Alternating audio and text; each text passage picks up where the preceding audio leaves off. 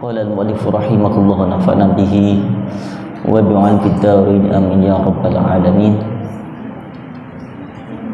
Bismillahirrahmanirrahim. Qala Rasulullah sallallahu alaihi wasallam,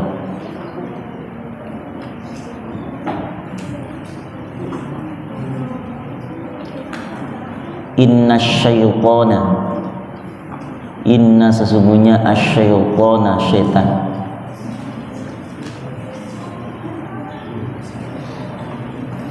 hadis ke 312 halaman 45.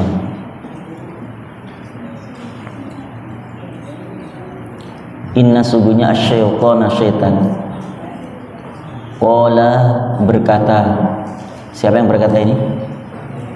Syaitan. Wa izzatika ya Rabbi la abrahu aghwi ibadaka ma damat arwahuhum fi ajsadihim. Faqala ar-rabb wa izzati wa jalali la azalu aghfiru lahum mastaghfaruni. Qala berkata siapa syaitan, wa izzatika, wa izzatika, demi keagunganmu ya Rabbi, wahai Tuhan. Iblis, setan juga sebenarnya mengakui ya Allah sebagai Tuhan semesta alam, hanya sombong angkuh saja, merasa gengsi saja. Dia merasa lebih baik daripada Nabi Adam. Bahkan setan itu pernah ngomong sama Allah, minta agar diberikan kesempatan taubat. Setan juga mau taubat, iblis itu. Kalau mau taubat itu diterima oleh Allah. Ya.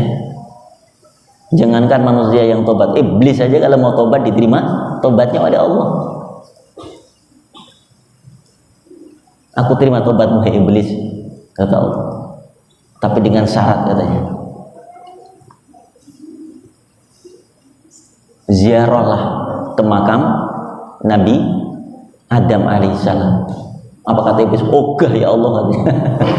Lebih baik aku nggak tobat daripada aku harus ziarah ke makam Nabi Adam. Ini angkuh, sombong luar biasa.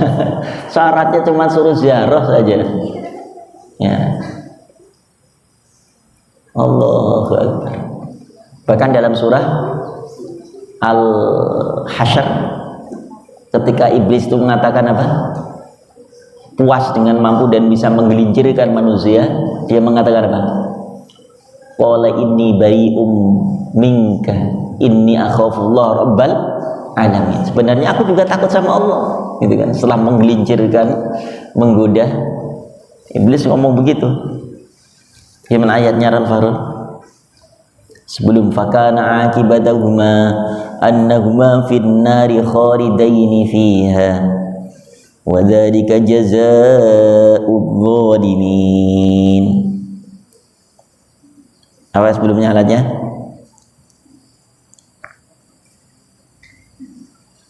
Surah Al-Hasyr, sanggangan Hasyr, ayat yang ke, dari mulai ayat 15, ya. Kamatsalil ladzina min qablihim qariban dzaqu wabala amrihim wa lahum 'adzabun alim. Apa ayatnya? Kamatsali syaitani idz qala lil insani kfur. Apa kata iblis itu? Hai manusia, ayo jadilah kamu orang-orang yang mengingkari Allah. Setelah mereka berhasil membujuk, merayu dengan segala cara, iblis laknatullah alaih, setelah mereka melakukan perbuatan maksiat, apa kata iblis? Qala inni, apa ayatnya tadi? Kamatsali syaitani idz qala lil insani kfur falamma kafara. Ya, setelah manusia itu pada benar-benar telah menjadi kafir, apa kata iblis? Falamma kafara qala inni bari'um minka inni akhafullaha rabbal alamin. Setelah mereka mampu dan berhasil memalingkan, menggelincirkan manusia, dia mengatakan, udah bebas kita akan mendapatkan piala hadiah dari kepala-kepala iblis itu. Dan dia mengatakan, ini akhafullah, dia sudah nggak takut sama Allah, padahal kita iblis aja takut sama Allah juga. Kalau manusia sudah melakukan kemaksiatan itu nggak takut sama Allah, ya, mereka membunuh, membantai saudaranya sendiri, mutilasi, nggak takut sama Allah. Coba. Dan iblis selama ini nggak ada pernah berita kan, ada iblis sampai membunuh temennya kemudian mutilasi, ada nggak? Pernah dengar? Nggak ada kan? Telah terjadi pembantaian iblis satu dengan iblis yang lainnya dengan memutilasi temennya, nggak ada. Nah, tapi manusia dibujuk, dirayu iblis melakukan itu.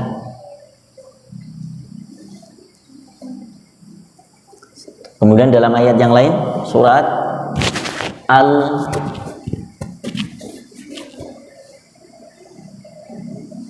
Al-A'raf ayat 17, ya, ayatnya. Nanti kita lanjut dulu hadisnya.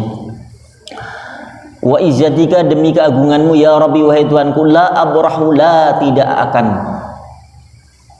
abrahu berhenti,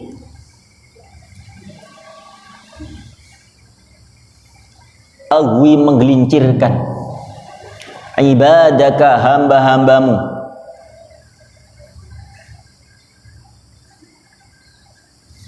jadi iblis ngomong, wahai Tuhan, wahai Rabb Azza wa Jal, sungguh aku benar-benar tidak akan pernah berhenti untuk menggelincirkan atau menyesatkan dari hamba-hambamu. Ini pernyataan iblis yang diabadikan dalam Mukhtarul Hadis An-Nabawiyah yang disampaikan Rasulullah kepada kita. Tidak akan berhenti itu. Madamat arwahuhum fi ajsadihim, madamat, selama, madamat, selama, arwahuhum, ruh mereka. Bismillahirrahmanirrahim. Jadi apa kata iblis? Aku tidak akan pernah berhenti untuk menggelincirkan, menggoda, merayu, membujuk, sehingga hamba-hambamu semua mereka akan berpaling darimu ya Rabb, kata iblis. Ini juga disampaikan oleh Allah dalam surah Al-A'raf ayat 17. Apalah ayatnya? Tsumma la'atiyannahum min baini aydihim wa min khalfihim wa an aymanihim wa an syama'ilihim wa la tajidu aktsarahum syakirin. Sungguh kata Allah, la'atiyannahum, la'atiyannahum, ada lam takkid, ada nun takkid. Coba, sungguh benar-benar iblis laknatullah akan mendatangi kalian semuanya, kata Allah. Dari mana? Aidihim wa min khalfihim, dari depan, belakang, kanan, kiri. Bahkan mereka tidak akan pernah berhenti itu. Sampai apa kata Rasulullah? Madamat arwahum fi ajsadin, sampai di mana dia lepas antara ruh dan jasadnya. Sampai detik-detik sakaratul maut pun iblis akan berusaha berupaya memalingkan hamba itu. Bahkan dalam kitab Al-Adhkar fi Ahwali Amwat karya Imam Al-Qurtubi, yaitu iblis saat sakaratul maut tuh, saat nanti melihat nenek kita, kakek kita atau bapak ibu kita dalam keadaan menghadapi guncangan sakaratul maut, itu ternyata iblis itu menyerupai bapaknya, Misalnya yang mau meninggal namanya Markonah misalnya, Nyai Markonah sudah nafasnya sudah 12 ada mesin itu untuk mendeteksi jantungnya sudah mulai lemah. Ternyata iblis di situ, nongkrong di situ iblis. Yang sebelah kanan iblis itu menyerupai wajah bapaknya Markonah. Apa kata bapaknya itu? Nah Markonah, aku bapakmu. Bapak sudah bahagia di surga katanya. Jangan percaya ajaran Muhammad. Jangan percaya dengan adanya Allah sebagai Tuhan. Bapak nggak percaya semua itu. Nyatanya bapak bahagia. Jangan percaya orang membimbing kalimat Allah itu. Di samping kirinya ternyata iblis menyerupai ibunya Markonah. Apa kata si ibu ini, si iblis yang menyerupai wajah ibunya? Karena si calon mayit ini nggak bisa melihat apa-apa menghadapi guncangan sakaratul maut itu, kecuali hanya dirinya dengan makhluk yang tidak bisa dilihat oleh orang sekitarnya. Yang dilihat siapa? Malaikat, iblis. Nah, antara peran malaikat dan iblis ini tergantung bagaimana keimanan, ketaatan hamba itu. Kalau dia selama hidupnya dalam ketaatan kepada Allah, maka malaikat akan melindunginya dari bisikan rayuan iblis laknatullah. Tapi kalau hari-harinya selalu berjibaku dalam kemaksiatan, dalam lumpur dosa, maka ini adalah bagian iblis yang menguasai diri si calon mayit itu. Apa kata ibunya itu? Markonah, benar apa yang dikatakan bapakmu nak. Ibu bahagia, bapak bahagia di surga karena nggak pernah mau ngikutin ajaran Muhammad, nggak pernah kita mau sholat, nggak pernah kita mengakui adanya Islam sebagai agama. Tinggalkan semua itu. Allahu Akbar. Sehingga si Markonah ini bagaimana supaya dia akhirnya menggelengkan kepalanya, padahal di situ ada anaknya, ada Marfu'ah, ada Jatimah, ada siapa, sudah betul Makona, tetangganya juga ngomong Makona, nyebut dikir malah geleng-geleng, enggak mau diajak dikir. Makanya jangan bilang dikir ya, Makona dikir nyebut tidak begitu. Tapi cukup kita mentalkinnya dengan membisikkan di telinga kanan atau kirinya Allah. Paham Jo? Paham Dok? Ketika ada bapaknya, ibunya, nanti suatu saat pasti akan mengalami peristiwa seperti itu. Cepat atau lambat kita akan melihat suasana itu. Bagaimana detik-detik sakaratul maut keluarga kita. Nah, hendaknya supaya peluang iblis ini tidak lagi bisa mendekati atau membisikkan telinga ayah ibu kita atau keluarga kita, maka hendaknya sebagai keluarga, apalagi anak, tolong dampingi saat detik-detik yang menentukan itu husnul khotimah atau sul khotimahnya. Maka bimbing dengan mentalkin keluarga kita dengan cara apa tadi? Mengucapkan apa? Allah, nggak usah Pak, zikir Pak nyebut Pak, nanti jadinya kalau Pak nyebut Pak, zikir Pak, zikir, cukup sebutkan nama Allah dikumandangkan di telinganya. Kalau itu setiap harinya keluarga kita selalu Allah, selalu sebagai zikir hariannya, maka kalimat itu akan terngiang-ngiang di telinga keluarga kita, di hati keluarga kita, bapak ibu kita.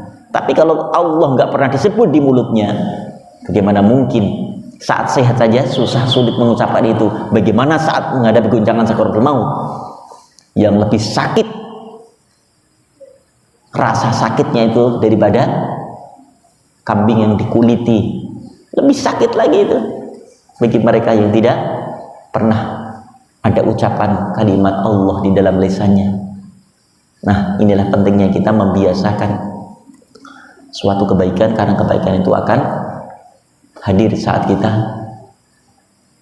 dalam keadaan kondisi amat membutuhkan pertolongan, dan tidak ada yang menolong dan membantu kita kecuali rahmat Allah, dan rahmat Allah akan diberikan sesuai dengan kebaikan yang pernah kita lakukan. Ya, baik. Lalu faqala Arab, faqala maka qala berfirman Arab, yaitu Allah Subhanahu wa taala, wa izzati wa jalali, wa izzati wa, dan izzati demi keagunganku, wa jalali dan demi keagunganku atau kebesaranku, wa izzati demi kemuliaanku, wa jalali dan demi kebesaranku atau keagunganku. Izzati kemuliaan, wa jalali dan keagungan. La azalu, la tidak, azalu, azalu tidak akan pernah berhenti. La tidak, azalu tidak akan pernah berhenti. Azalu, aku tidak akan pernah berhenti. La azalu tidak akan pernah berhenti. Aghfiru, aku mengampuni. Aghfiru, aku mengampuni. Lahum, kepada mereka. Lahum, kepada mereka. Mereka siapa ini? Ibadallah, hamba-hamba Allah. Mastaghfaruni, ma selama istaghfaru, mereka memohon ampun ni kepadaku. Allahu Akbar. Rawa, meriwayatkan dua hadis Imam Ahmad an Abi Sa'id, dari Abi Sa'id. Subhanallah. Ini rahmat Allah, sayang Allah. Walaupun iblis berusaha berupaya apa tadi? Memalingkan, membujuk, merayu, menggelincirkan semua hamba-hambanya. Ya. Tapi Allah juga sama. Iblis kemudian punya misi bagaimana ketika sampai ujung atau titik daripada kehidupan, finishnya hamba itu, dia tidak akan pernah bergeming untuk selalu menggoda. Tapi Allah pun begitu, silahkan goda. Aku pun tidak akan pernah berhenti untuk memberikan peluang, kesempatan mereka bertaubat kepadaku. Aku tetap akan mengampuni. Bahkan dalam hadis yang lain apa? Idza balaghat dunubi ya bani Adam, idza balaghat dunubuka ananas sama, summa astaghfartani aghfiru wala ubali. Itu dalam hadis qudsi. Wa ya bani Adam, wahai anak Adam, walaupun dosa-dosamu sudah memenuhi langit, sudah memenuhi bumi, lalu engkau datang kepadaku minta ampun kepadaku, pasti akan aku ampuni. Wala ubali, aku tidak peduli sebanyak apapun dosa dan kesalahanmu itu.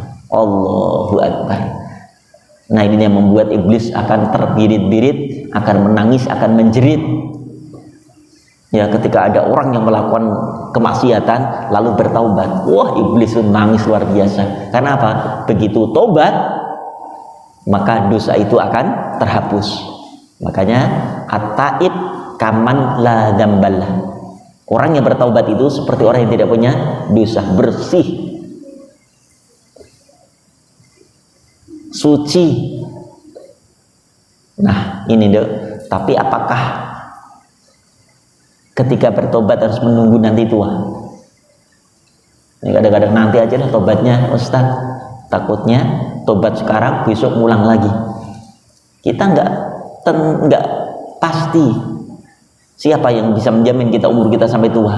Bahkan banyak anak-anak yang mungkin usianya lebih kecil daripada kita sudah meninggal duluan. Kapan taubat? Kapan saja, saat 5 waktu usahakan, upayakan. Bahkan dalam satu amalan yang diajarkan oleh ulama-ulama soleh, itu malah setiap malam mereka menganjurkan untuk sholat sunat taubat. Karena apa? Boleh jadi pagi dia melakukan kesalahan, siang melakukan kemaksiatan, malamnya dia taubat. Karena apa? Boleh jadi ternyata malam itu adalah malam terakhir dia hidup di dunia. Besok lagi malam sholat taubat lagi, kan apa? Sorenya, siangnya dia komunikasi, interaksi dengan teman-teman, mungkin ada dosa dan kesalahan, lalu dia sholat taubat. Taubatan sahabat dengan sungguh-sungguh meninggalkan suatu hal yang pernah dilakukannya dan berjanji kepada Allah, ya Rabb, kami tidak akan pernah mengulangi itu lagi. Itulah taubat nasuh. Baik, satu hadis saja, insyaallah mudah-mudahan manfaat. Subhanaka bihamdika asyhadu an la ilaha illa anta astaghfiruka wa atubu ilaik. Assalamualaikum warahmatullahi wabarakatuh.